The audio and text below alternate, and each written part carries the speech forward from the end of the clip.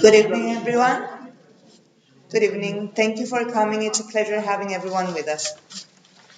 So, just a small introduction about our speaker tonight. Nicholas Stanley-Price's fieldwork in Cyprus on early prehistoric sites resulted in a Doctor of Philosophy from the University of Oxford and the publication of a gazetteer of sites. 10 years of archaeological administration and fieldwork in Cyprus and the Middle East convinced him to switch directions towards conservation, specializing in archaeological site protection. He spent 5 years at ICCROM, the intergovernmental organization in Rome, created by UNESCO for conservation of cultural property, before moving to Getty Conservation Institute in California.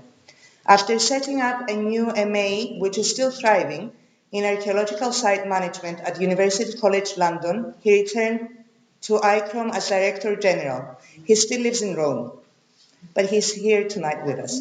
The lecture is made possible with the support of the Active Citizens Fund, and at this point, we would like to thank the EA Norway grants for making this possible. Dr. Stanley-Price, thank you.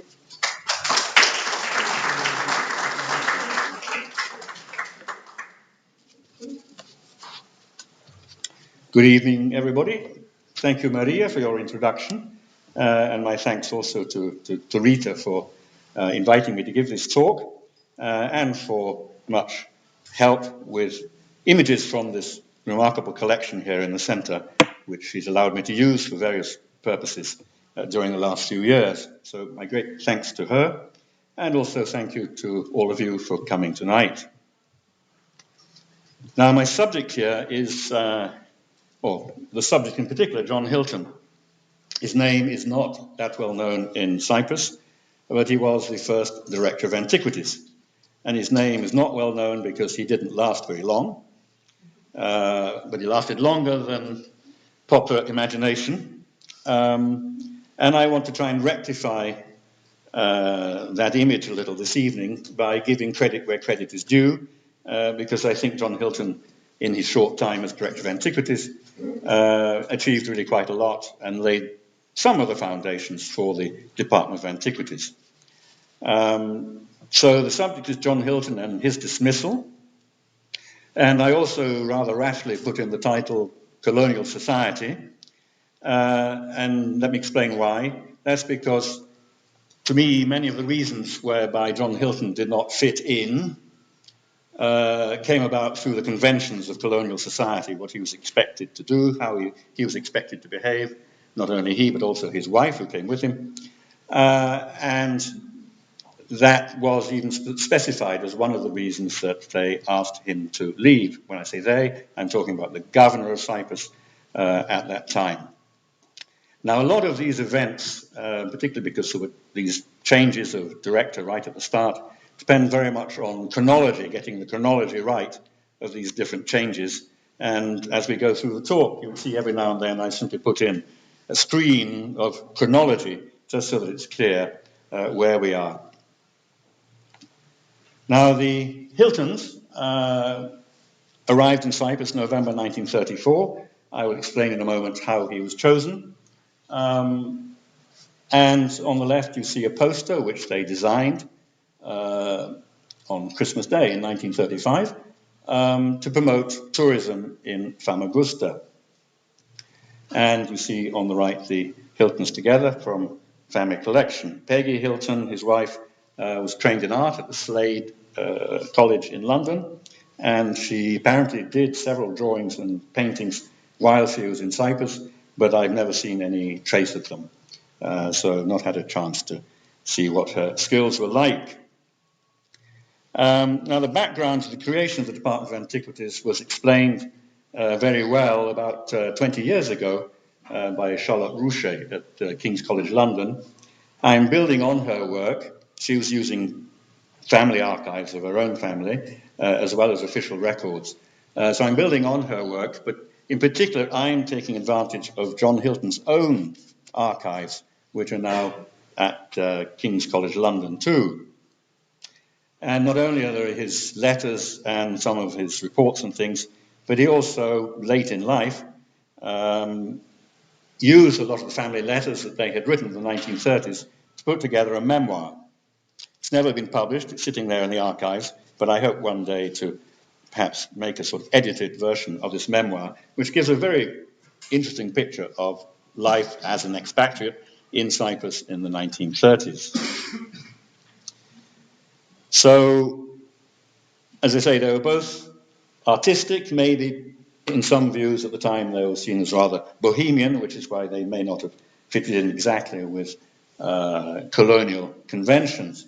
Now, just a reminder of the chronology, which is very important.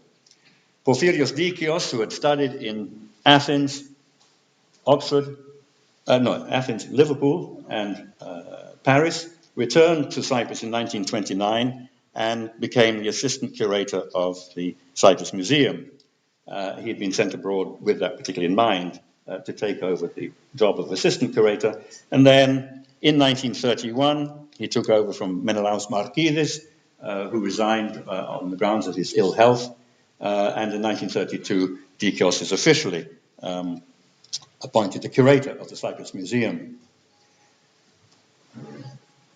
A few months later, in April, the governor, Storrs, appoints Rupert Gunnis, who had been his private secretary and aide-de-camp ever since 1926, when he came to Cyprus, as Inspector of Antiquities. This was a new post invented for Gunnis, in a way to acknowledge the work he had been doing ever since arriving on a voluntary basis to protect the antiquities of Cyprus. And so Storrs, just before leaving, appoints Gunnis as inspector. Now, there was very little money available for the colony of Cyprus, and very little of the money which was raised in Cyprus, because colonies had to be self-financing, was devoted to preserving its monuments.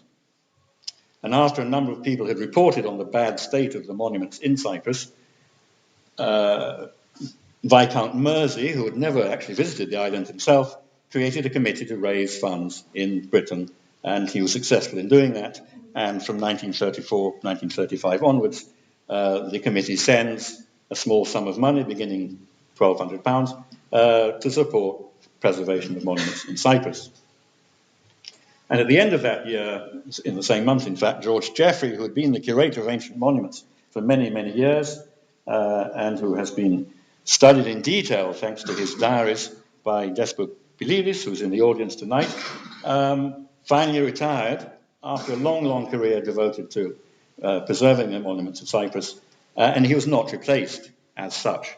So in fact, there's a small gap between Jeffrey retiring and the creation of the Department of Antiquities, which I'll explain in a moment, started finally on the 1st of January 1935.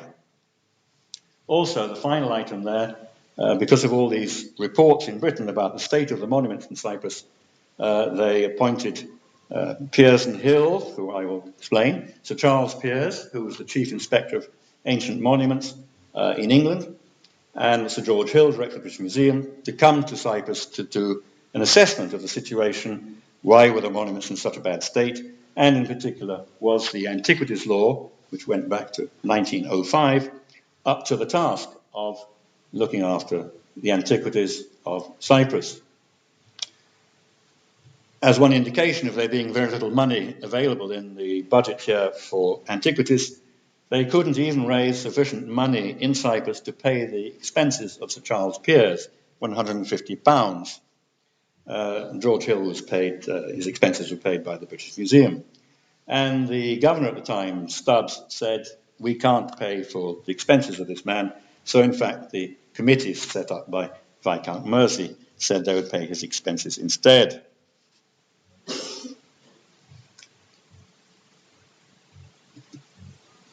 So if we just look at the committee's members, and this is one of my points about the very small society from which all these people came, they all tended to know each other, and as Charlotte Rouchet explained very clearly in her own article about the setting up of the department, most of it was done through meetings in London clubland, lunches, dinners, country houses, because they're all of a certain group of people who knew each other, and they would settle the business in the colonies and also in Britain just by informal contact before it was formalized in any official way.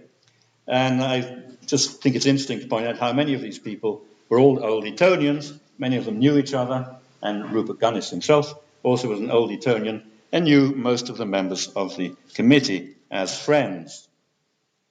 You'll see that George Hill and Sir Charles Peers also joined the committee. Buckler was another former diplomat archaeologist who had helped to raise the image and the need to do something about the monuments in Cyprus. And the last two names are both members of Parliament in Britain. So influential people who could make quite a difference when it came to discussing the policies to be followed in Cyprus. Now we know who were the candidates for the post of Director of Antiquities. And the Colonial Office had recently tried to get away from this informal personal recommendation, word of mouth appointment of people, to have a much more formal appointment system. And the people who took priority in selection for a new position that came up in the colonies were so-called promotions candidates, people already in the civil service who wanted to move to a higher position somewhere else. And the difficulty about the Cyprus position was that the salary being offered, £600 a year, was much lower than being offered in other colonies. So Hamilton, who was the Chief Inspector of Antiquities in Palestine, would have been very keen to move to Cyprus, which he knew, but he said, "You'll have to match my salary," which they could not do. The next two, Pearson and Pendlebury, were both in charge of science museums with salaries much higher than £600. And the other last promotions candidate was an archaeologist guy who was working in Palestine, and he had been said to be not really qualified for the position. Other candidates withdrew, two well-known archaeologists, Seton Lloyd, Larry Kirwan, who were busy on fieldwork in other countries, and then AHS Peter McGaw, who did eventually become the Director of Antiquities in Cyprus. He was very busy in Athens as acting director, and he would have applied, except that he was faced with the sudden death, unexpected deaths, not of one director, but two directors in the school in Athens, and he had to stay on to administer the school. So, in a process led by the two knights, Peers and Hill, they ended up with a short list of 7 names. The top of them was an architect, again working in Palestine in the Department of Antiquities, Hilary Waddington. But at the last moment, a reference came through from Jerusalem saying he does not have the administrative skills for this job. And so they appointed John Hilton, who was in England, and he was appointed to the job after being invited to dinner in Sir George Hill's house in the British Museum with Charles Peers. And I always think that was also a test to see whether he had good table manners. Possibly eating plums. So what were his qualifications? He was intellectually brilliant, first-class honours, having changed from mathematics to politics, philosophy and economics, recommended by all the great classical archaeologists in Oxford. He was very keen on modernist architecture, and he went off to Germany to study the Bauhaus architecture. But then this architect, Amos Connell, who was setting up his own practice in London with a very modernist approach, recommended that he should formally study architecture, and he went to the Bartlett School of Architecture in London, and he covered the whole syllabus of 2 years in 2 terms. And then he became an associate of Royal Institute of British Architects, and then worked for free for a bit in the practice of Colonel Ward Lucas. He went off to Greece and did drawings of a Byzantine church, for which he got a prize. He was then offered a lectureship in philosophy, because that was always his great love during his whole life, philosophy, but turned it down in favour instead of coming to Cyprus. And you may have wondered why there was an image of Rhodes at the bottom of the slide. It's because the Governor of Cyprus, Sir Richmond Palmer, strongly recommended that he should visit Rhodes on his way out, as they say. That's because a lot of people in Britain were envious of what the Italians were doing in restoring, or in many cases reconstructing, the Knights buildings in Rhodes, and people in Britain felt that it ought to be doing the same as the Italians in Rhodes or the French in Syria, but of course there was never that sort of money available in Britain for them to do anything else. But Palmer thought that Hilton should visit Rhodes to see what could be achieved, hoping that he would do the same in Cyprus. They had a wonderful week in Rhodes, being squired around by the Italians there, but Hilton was not impressed with what they were doing. So again, a bit of chronology. They arrive along with a man called Joe Bowler, and he was a highly skilled technical foreman working on ancient monuments in Britain, who Hilton identified going around the country and interviewing various candidates, and they chose him, and he came to Cyprus with his wife and 2 small children, and became very, very successful working on the monuments with Hilton, and especially training Cypriot technicians to take over when he left. So January the 1st, the department is put together partly from employees of the museum who are already here. Porphyrios Dikios as the curator, Joan de Plat Taylor, honorary assistant keeper, and then this extraordinary, enthusiastic man, Theophilus Magubgub, who was a surveyor by training and was working for the Land Registration and Survey Department in Famagusta. And he'd really impressed Piers and Hill when they came to Cyprus to visit, and they strongly recommended him. And so Hilton arranged first that he would be seconded to the Department of Antiquities, and later he was given a position in the department, Joe Bowler, and then these 5 museum assistants who were taken on, who had already been working for the museum, George Anastasiou, who was the right-hand man very much of Dikios, doing survey work with him, helping him on his excavations at Kyrgyzstan and other places, and another one who some of you may have known, Chrysostomos Paraskeva, who I had the great fortune to know when I was working in Cyprus many years ago.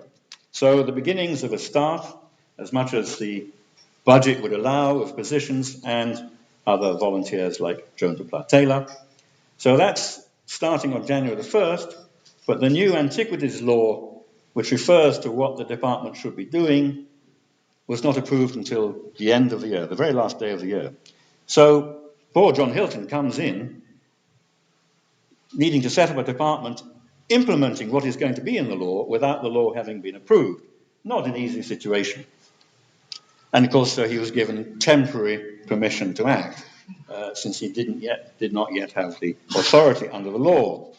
And I might mention too that when the law was finally approved at the end of the year, it doesn't actually mention the department anywhere. It simply spells out what the director is expected to do. So what are these conventions which I talk about? Governor Palmer was the governor of Cyprus from the very end of 1933 to 1939, so 6 years. And as you may know, he got a reputation, deservedly, for being quite an autocrat, a very strict ruler indeed, and caused many problems politically here in Cyprus. But anyway, we're concentrating here on his relationship with the Department of Antiquities, in particular with John Hilton. Government House, as you know, had been burned down in 1931. And so this new design had been produced as a second choice, the first design having been cancelled for being too expensive. But Palmer had to use temporary premises until sometime in 1935, when the new building could finally be used. So that was the building eventually to which John Hilton was summoned every now and then to be told by Palmer what he should be doing. In addition to not having a law, I have to mention some of the difficulties that Hilton faced when, and it was going to all take place in the museum. He had no office. He worked from a table in the corridor. There was no typewriter. When he managed to get a typewriter, he said the priority should be cataloguing the collections. So the typewriter was being used for that. He would write all his letters to the chief secretary and so on in his very spidery handwriting, evoking quite a few complaints from the other departments about his handwriting. For 6 months, he had no clerk. So there's no one to tell him how you work in a bureaucracy, what can be done, what cannot be done. Finally, in May 1935, they appointed a clerk who was so inefficient that the rest of the staff complained. And it was just before Hilton left that they finally appointed a very experienced and very good clerk, Ahmed Pertev, at a salary about the same as that of Dikios as curator of the museum. So Hilton had to learn all these different procedures of what he could do and what he could not do. If he got a request from the governor's office, he was not allowed to answer direct to the office. He had to put it through the colonial secretary, the number 2. He was told he could not communicate at all with the Attorney General's office. And before this new law was approved, all accidental finds of antiquities around the island had to be reported to the nearest police station. And this is one of the roles that Rupert Gunnis had as Inspector of Antiquities, to liaise with all the police stations and to follow up all these reports, which allowed him to have first knowledge of these finds. And Hilton was told soon after he arrived that he should not communicate directly with any of the police stations. Quite difficult if that's your responsibility to investigate these things, but I think it was Gunnis who blocked this channel of communication. So lots of difficulties on the bureaucratic side and not being provided with the help, the support to help him into the job.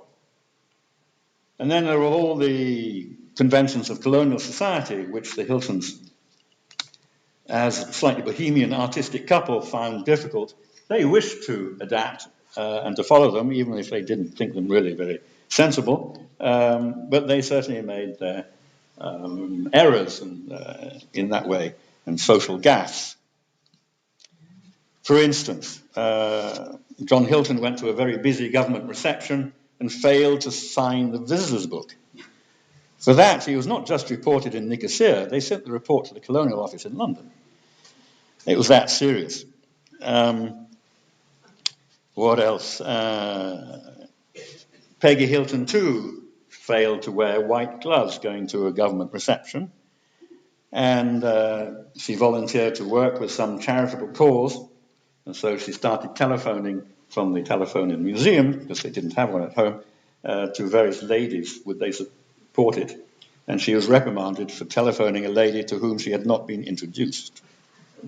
So I'm just giving you some flavor of what this couple faced arriving in Cyprus, both on the government side and on the society side. And most bizarre of all, they chose to live in the old town of Nicosia, what the other British refer to as the bazaar. There were only 4 British residents in the old town of Nicosia. One of them, Geoffrey, the former curator of antiquities, who lived just round the corner from them in this street, and the head of forestry, Unwin, and a couple of others. And by chance, when Joan de Pla-Taylor, the assistant curator in the museum, produced this short guide to Nicosia in 1934, 1935, she had a drawing of what turned out to be their house on the front. And this is John Hilton's copy, and it says at the bottom, our house front, 34 to 36. So lots of social difficulties too, living in the bazaar, and much preferring the company of Cypriots. They got to know fairly early on the painter, Diamandis, and his wife, and they much preferred that sort of crowd than to going to receptions at Government House, which set up this sort of strain which the governor and the colonial secretary, who will meet eventually. What do I do with this? I want to...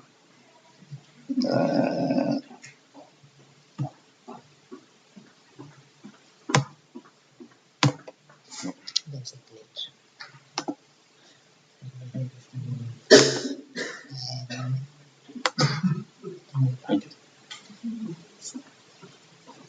Thank you very much, Maria. So what did Hilton achieve as director? Dikios had managed to get 2 large grants from the Carnegie Corporation in the United States for renovating the museum, totaling £1,600, a lot of money in those days. There were salvage excavations going on. There were research excavations, particularly by Dikios, excavating at Erimi and then at Gazetteer.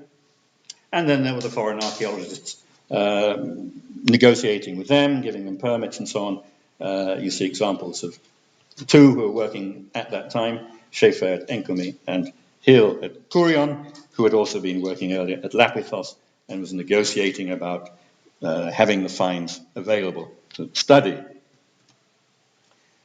In the ancient monuments, Hilton very wisely said Famagusta is the priority, first for training technicians who will carry on the work after Bola has left, and also for its potential for tourism, which does show, in light of what is criticized for later, he was very aware of the need to encourage tourism. And tourism was growing a lot in those years. Surprising it may seem, a lot of cruise ships were coming to Cyprus in those days, calling it Famagusta or Larnaca, and they would often have a guided tour up to Nicosia, including going to the museum. And so promoting the museum and promoting the sites, of course, in Famagusta was a priority for the department. So he set to work with Bola on the monuments in most need of urgent restoration. He reckoned by the time he left, which was after 17 months, he had dealt with about 50% of the most urgent tasks. Here you see them at work in St. George of the Greeks in Famagusta. That's Bola at the front of the picture, top left. And there's Joe Bola with his daughter just behind him, little daughter, on Hilton's car, which, for those of you interested in cars, I can tell you is a Crossley Sports Tourer, which Hilton bought second-hand in London and had sent out, and which he purred around the island. Bola really did an extraordinarily good job, and one day he will be probably recognized too.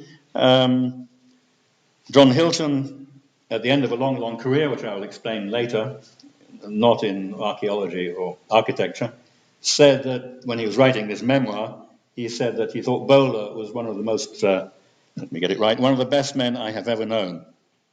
Very modest, very competent, very punctual, and extremely competent at his job. And he gave the car to Bola when he left, and Bola and his family stayed on until 1939. So again, more monuments that he dealt with as a matter of urgency. You see them listed there. The Cyprus Committee helped with the funding of £1,200 in the first year, and then smaller grants in following years. Bottom left, you can see Peggy Hilton as an artist, taught herself the basics of murals restoration, and you see her work there. I don't know where, probably in one of the churches in Famagusta, seen as a priority. So what happened then? 1935, Hilton is dismissed as Director of Antiquities. There's such an outcry of complaints, some of them coming from Cyprus, though not from the government, from individuals, and in London, that in the end he was granted a 3-month extension. He had said he would resign, in quotes, by the end of the year, and as a result of all the complaints, he was offered a 3-month extension. So in fact, he went on until the end of March, as you see there, and left early April.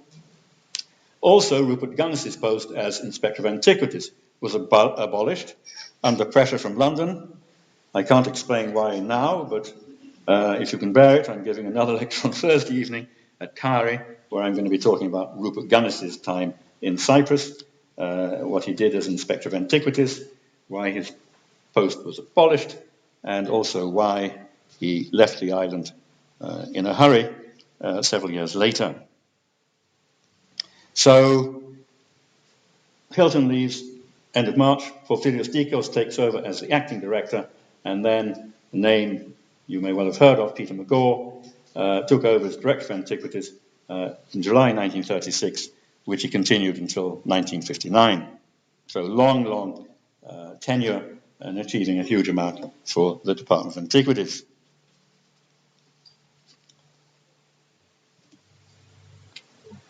So just to explain how his dismissal took place, he had a message. Palmer, the governor, was away. He always took very long leaves in the summer because he said there was not enough to do in Cyprus. And he would leave in June, and this year he came back in October. And while he's away, of course, Battersill, who was normally the Cyprus secretary, the number 2, takes over as acting governor. And Battersill summons Hilton to a meeting up in Troodos, where the government moved for the summer. And Hilton went there not really knowing what this was going to be about, might be talking about future plans and so on. And in a 3-minute meeting, he's told he's being dismissed. He can either resign or retire. And he described this in his memoir. I mean, can you imagine what his feelings must have been? Battersill spent the summer up there in Troodos, but would come back to Nicosia if there was urgent government business, or if there was something like a dentist appointment. You'd have thought for sacking a director of the department, you'd come down to Nicosia. I mean, that to me is humiliation. I hope my personal view of this is not too influential, but I just think that was an extraordinary move by Battersill for a 3-minute meeting to be told you're sacked. And he was told that he had no administrative capacity, and he would confess that he had to learn on the job. He hadn't been given any help, no clerk, anything. He would admit that he was not good at administration to begin with. And he wasn't good at going about and socializing. And I already mentioned some of his doubts about which circles he would move in, but of course they expected him to do more, taking people around. But he would say, Rupert Gunnis, gregarious character, he's very good at taking people around, really knows his stuff. And Gunnis would actually monopolize people and wouldn't let Hilton in anyway. And then you also had Mogubgub, this employee of the Department in Famagusta, who was also extremely voluble, very well informed about the history of Famagusta. And Hilton just said, well, look, with those two around, there's really not much need for me to be spending time with these VIPs. Anyway, that was produced as another reason why he was not up to the job. So as I was saying, Gunnis tended to monopolize this. He loved taking around royalty, titled people, members of the Cyprus committees, such as Alan Graham, Member of Parliament. And I think up to a point he did it because he saw Hilton as competition. He had been used to having his own way as Inspector of Antiquities before the department was set up, and this was competition when this architect, brilliant architect, arrived as Director of Antiquities. And we know from their own diaries and letters that Gunnis did monopolize these people. Geoffrey refers to arranging visits for the governor, as a special visit for the governor, and when he got there, he found that Gunnis had got there first. And similarly with Mogubgub in Famagusta, who was much the best guide. And so he was undermining Hilton's position. And Hilton said, well, you know, when they appointed me, they knew I was a quiet type, and I was not this sort of person who would go around just for the sake of taking VIPs around. It was not his style at all. And he said also, it was quite clear that my CV was not that of an administrator. I had to learn all of that. Anyway, who was in fact responsible? Obviously, I may be being selective here, but these are just some of the quotes I find are relevant.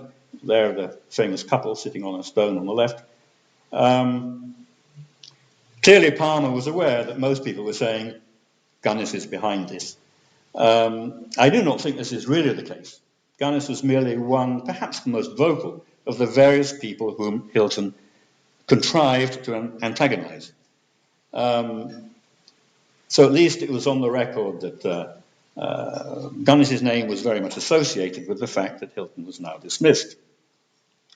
The Australian archaeologist Jim Stewart, on his first visit to Cyprus in December 1935, got on very well with Hilton, took him around the island, showed him sights, and Stewart then ended up excavating in Cyprus the following year. And he wrote to his fellow archaeologist, his supervisor, Wace, it's miserable to think that John Hilton is leaving in March, largely because of complaints made by Gunnis. Someone who should know why he left was Peter McGaul. I managed to ask him about this many years ago now, and he said it was Gunnis who recommended non-renewal of Hilton in his post. There's much more evidence which could be brought to bear on this question, but I think there's no doubt that the presence of Gunnis and the moves of Gunnis certainly contributed to Hilton being asked to resign or retire by the Governor of Cyprus. This was not the attitude in London. They thought his dismissal was unfair, basically. They had to support the governor, of course. They couldn't say as much. But one of them said that they thought that needing support was not given it, whether we're talking about clerks or whether we're talking about guidelines as to how to operate in the government circle. And then various friends, influential people, other members of Parliament had meetings with the Secretary of State in London to see if something could be done. They talked about having a question asked in Parliament, why had this man been dismissed? Would they take legal action? And Hilton himself wrote a long memorial, a sort of 2-page document saying, I want to have reasons why I am being dismissed, because I don't see it as being justified. And the end of it, the end of all this was that he was offered that 3-month extension. Here's the keeper of Greek and Roman antiquities at the British Museum, an independent man. He didn't know Hilton personally at all. And he said it's strange that he was strongly recommended by all these well-known archaeologists and by Hill and Pearce. It's strange it should have worked out this way. He suspected that something might be wrong somewhere else in Cyprus.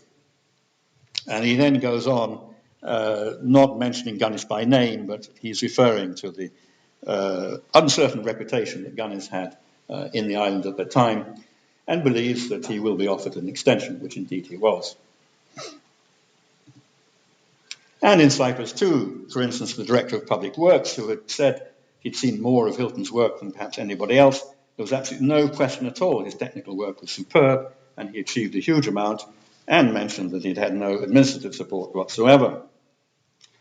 The Cypriot press wrote articles either before he left or as he was leaving, saying they're really going to miss him because he'd done so much for Cyprus's monuments. And Dikios was quoted as having said to Gub, it's hard to imagine a more sympathetic or capable director. Hilton got on very well with all the colleagues except for Gunnis. So that was the situation. And then the Colonial Office realized the mistake had been made and started rewriting history as I see it. The Secretary of State, this is after Hilton's now back in England, wrote to his father, it's not because he didn't do his job well. He did do it very well. Well, this is a surprise. I thought he'd just been sacked. But other duties in connection with tourism became necessarily attached to the job. And for that, he was not well qualified. Tourism is not mentioned either in Hilton's job description or the one for McGaw, who got the job afterwards. And Hilton said, well, I never would have applied because it's not my thing at all. And in fact, he had done a lot for tourism. This very voluble, energetic guy in Magubgub was put in charge of tourism. They restored this former Ottoman mosque as a tourist office. They organized these tours to Cyprus Museum, produced those posters I showed you earlier, and they had publicity in the media about the antiquities of Cyprus. So in fact, he did quite a lot promoting tourism, even though it wasn't in his job description. So end of Hilton, unfortunately, and then they decide they should advertise, rather than having a sort of internal Colonial Office procedure, they should advertise the job, which they did. The same man, Waddington, applied from Palestine, who didn't get it the first time. This very senior person in the Monuments Service in Britain, Riley Radford. Hamilton, who was a young architect working on that new government house. He was Gunnis's preferred candidate, because Gunnis knew him and would be able to get on with him, shall we say. This time McGaw was freer of the responsibilities he had as acting director at the British School, and he applied successfully. And of course, Porphyrios Dikios was interested in applying, and he said, writing to Severis, it won't be me because of my Cypriot origin. In this case, being a native is a disadvantage. It was a little tragic that he realized that that might be the case, and indeed was the case in the end.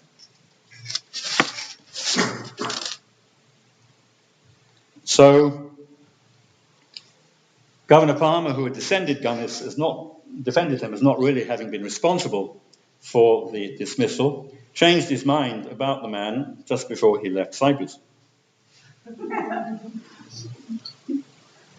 That is a much more complicated story, which I cannot go into now. It'll be in my lecture on Thursday.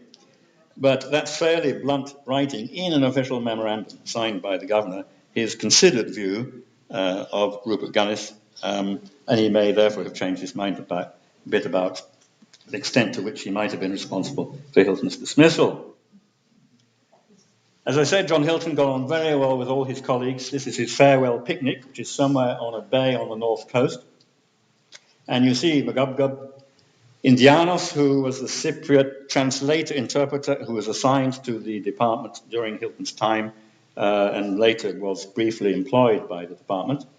Hilton in the middle with the Nargilin, Joe Bowler, Porfiros Dikios, and Diamandis, who did quite a lot of work for Dikios, drawing artifacts and drawing plans as a draftsman on his excavations and in the museum.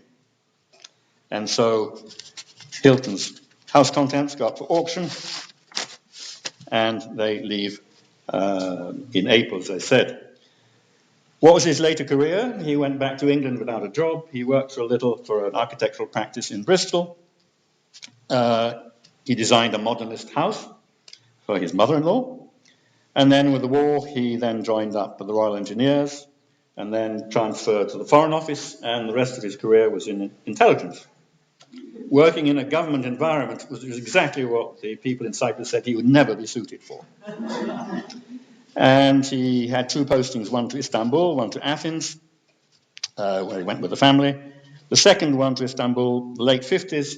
At the end of the posting, the whole family came back to Cyprus, and they met Dikios and Magubgub. And he died in 1994, aged 86. But his daughter, Baroness Hilton, who recently published her autobiography about her career in England, said that he never really got over the shock of losing this job in Cyprus. And you can tell from his memoir and from one or two popular articles he wrote how much he loved being in Cyprus, and describes scenes in Cyprus in the most evocative way. So perhaps slightly sad story on the whole, but I think he does deserve more credit than he's been given for what he achieved in Cyprus as the first Director of Antiquities. His name frequently doesn't appear in any history of archaeology in Cyprus, and I think it's about time he did. Thank you very much.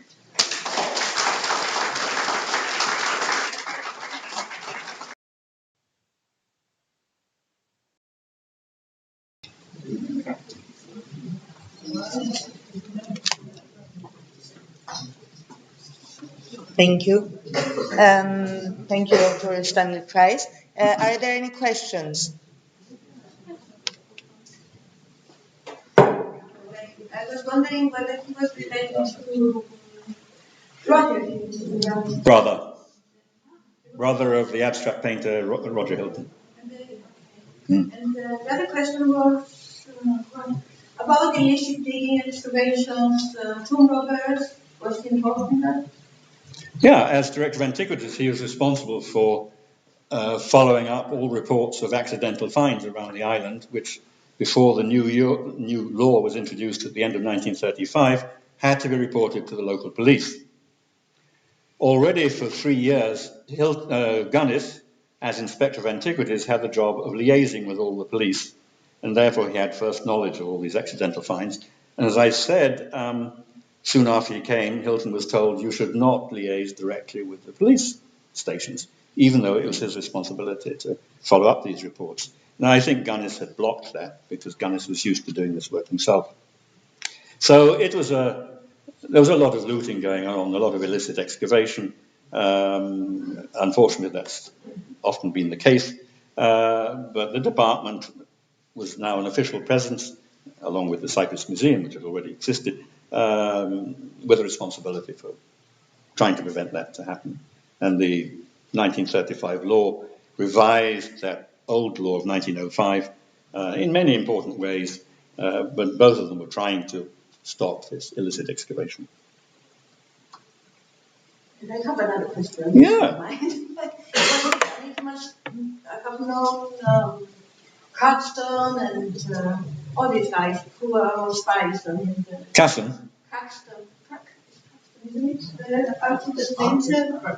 Yeah, Oh, Craxton, sorry. We're all spies, sorry, that put me off when you said that. Well, they had a lot of intelligence survey. I mean, details, Talking about John Hilton or Roger Hilton? John. Yes, he moved in those circles. I mean, from his time at Oxford and then his first 2-3 years going to the Bartlett to study architecture, he was moving in these artistic circles. When he went off to Berlin to look at the Bauhaus architecture, he writes about meeting all these people like Isherwood who were in Berlin. Yes, he moved in those circles. Very artistic and very informed about what was going on in the art world. But never continued in any professional way because he had a career to develop, which turned out to be with the Foreign Office. Anybody else? This is going to be a difficult one. No, I was just going to ask you whether there was a particular reason why the Cyprus Committee wanted an architect versus an archaeologist for the Director of Antiquities. And during the British rule, there were two directors, Hilton and Nicholas. Both of them were architects. Post-Republic of Cyprus, it was always archaeologists. Do you think that it was because there was a lot of criticism on the condition of the ancient monuments, and therefore that was the reason that they focused? Definitely. I think that was so much the nature of the discussions going on in Britain. People like Butler had come back from Cyprus saying the monuments there are in a terrible condition, despite the good work that Geoffrey had been doing with a minimal budget. But he was one man with a couple of technicians, as you know better than I. But it was the problem of the monuments that really prevailed. And it wasn't so much the Cyprus Committee which recommended that. It was Piers and Hill, when they came to Cyprus in early 1934, who said this is what is needed, an architect preferably, or an archaeologist with knowledge of architecture, who would head up this new department. And Hill was in charge of rewriting the Antiquities law, which was one of his great interests. Viscount Mers's initiative was to raise money specifically also for the buildings. I don't think they had much say, the committee, much say in what sort of person was appointed. As you saw from the candidates who considered, I mean, some of those promotions candidates, the people already in the civil service, two of them were from science museums. They would have come as managers, as directors. But in the end, I think the idea that it should be someone with an architectural background prevailed. And remember, too, that Geoffrey had now resigned, he had now retired, and there was no one in charge of monuments other than Dikios in the museum, or Gunnis with his rather loose brief. So Hill definitely says in his report after his visit, it should be an architect or an archaeologist with an architectural background, if such a man existed.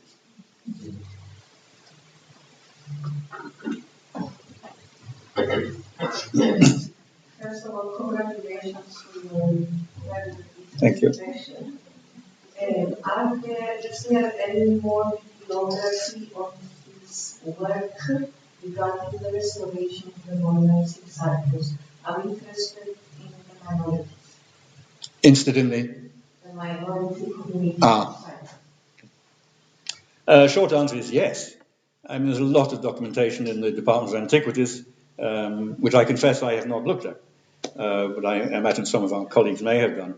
And there's a certain amount in this archive of Hilton's work in King's College London. When I say there's a certain amount, there are quite a lot of photographs of projects going on. There are some reports, not very many, some reports.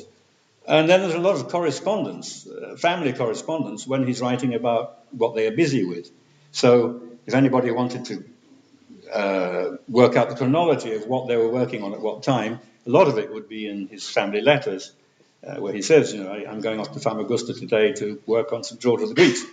And so it's often that sort of evidence which you do not find in the official files. How is it possible to By contacting the archive in King's College London, and it's called the E. Liddell Hart Military Archive, because the military historian left all his papers to them, and it's been named after him. But it's in the main archive of King's College London, in the Strand.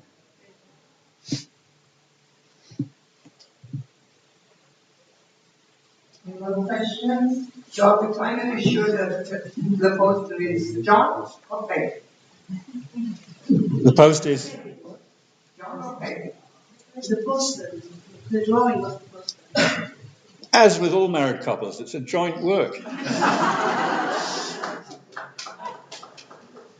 She trained as an artist at the Slade, and he was an architect who was brilliant at drawing. I said he won a prize for his drawings of the Byzantine church somewhere in Greece. I don't know where.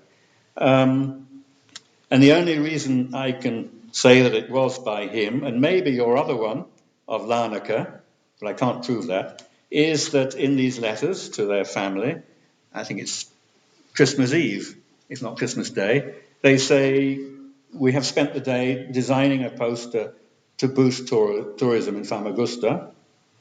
That's not conclusive, but then there's a little black and white photograph of a first draft of that same poster. So I think we're fairly sure that it was them who produced it. The Larnaca one is by Corpus. But the style is really quite similar. Yes.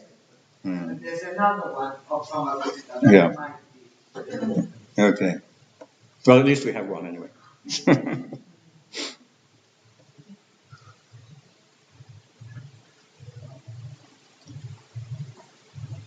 Okay, so if there are no more questions, then I'd like to thank again Dr. Stanley-Price for being with us and invite